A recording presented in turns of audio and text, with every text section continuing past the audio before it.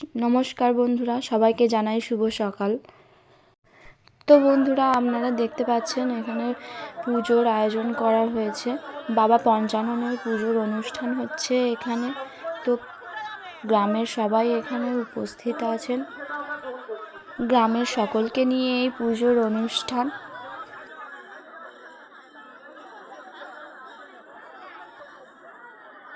পূর্ব বর্ধমান জেলার কাপাসডিগরি গ্রামে পুজোর আয়োজন করা হয়।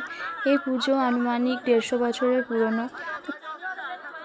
প্রত্যেক বছর মাঘী পূর্ণিমাতে এই পুজোর আয়োজন করা হয়ে থাকে। তো ওই পাশে বাবা পঞ্চানন। পুজোর শেষে ভোগেরও আয়োজন করা আছে। সবাই পাশাপাশি একই সাথে মা মনসারও পুজো করা হয়ে থাকে। দুটো পুজোই খুবই ভালোভাবে পালন করা হয়।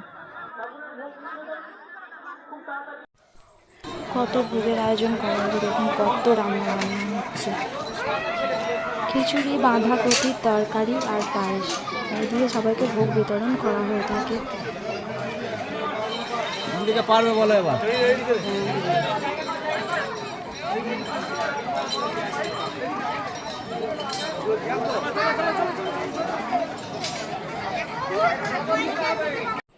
তো সবাই খেতে বসে পড়েছে। এখানে খাওয়া দাওয়া চালু হয়ে গেছে। দেখুন কত মানুষ এখানে খেতে বসেছে। সবাই একসাথে খাওয়ান দাওয়ান হয়, খুবই ভালো লাগে। তো ভিডিওটা কেমন লাগলো সবাই জানাবেন। ভালো লাগলে প্লিজ লাইক করবেন।